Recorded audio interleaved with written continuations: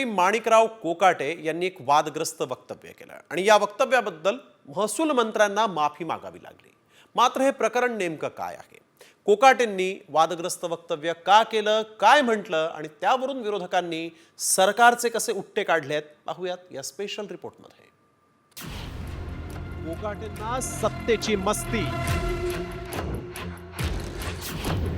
विजय वडेट्टीवारांचा कोकाटेंवर हल्ला बोल, कोकाटेंची असंवेदनशीलता, बावनकुळेंकडून माफी। आपल्या वादग्रस्त वक्तव्यामुळे चर्चेत असलेले कृषी मंत्री माणिकराव कोकाटेंनी पुन्हा एकदा शेतकऱ्यांच्या जखमेवर मीठ चोळलंय। अवकाळीनं उद्ध्वस्त झालेल्या पिकांच्या पाहणीसाठी गेलेल्या या कोकाटेंनी कर्जमाफीबद्दल प्रश्न विचारणाऱ्या शेतकऱ्यांबद्दल असंवेदनशील असं वक्तव्य केलं। वाटच पाहिजे कर्जमाफी व्हायची, तोपर्यंत काय भरायचं यापेक्षा आजभर मला एक सांगा, आता हे मीडिया चालू आहे, मीडियासमोर असं बोलत नाही। तुम्हाला कर्जमाफी झाल्यानंतर जे पैसे येतात त्या पैसे काय करता तुम्ही?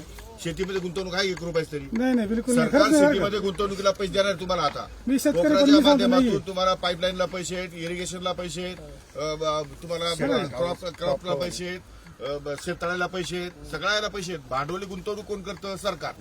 शेतकरी करतं का? शेतकरी म्हणतो विम्याचे पैसे पाहिजे, याचे पैसे पाहिजे, मग साखरपुडे करा, मग लग्न करा। कोकाटेंच्या बेजबाबदार वक्तव्यावरून काँग्रेसनं सरकारवर जोरदार हल्लाबोल केलाय, तर महसूल मंत्री चंद्रशेखर बावनकुळेंनी मात्र कोकाटेंच्या वक्तव्याबद्दल सरकारच्या वतीनं माफी मागण्याची भूमिका घेतली आहे। याला जनतेशी देणं घेणं नसलेलं हे सरकार आहे आणि त्यामुळे शेतकरी आत्महत्या केला काय, शेतकरी गेला काय, यांना काही फरक पडत नाही। यांना वाटतं आमच्याकडे 5 वर्ष आहेत, प्रचंड बहुमत आहे, आमचं कोण काय वाकळं करणार, अशा मिजाजमध्ये आणि गरमीमध्ये मस्तीमध्ये वागणारं हे सरकार आहे। कुठल्याही मंत्री महोदयांनी शेतकऱ्याच्या जखमेवर मीठ चोडू नये। शेतकऱ्याचं नुकसान झालं, त्यांना नुकसान भरपाई देणे सरकारची जबाबदारी आहे।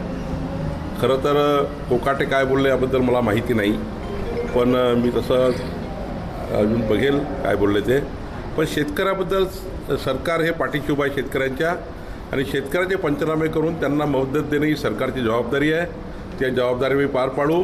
काही कोकाटेंनी बोलले असतील तर त्याबद्दल सरकार म्हणून शेतकऱ्याची आम्ही क्षमा मागू।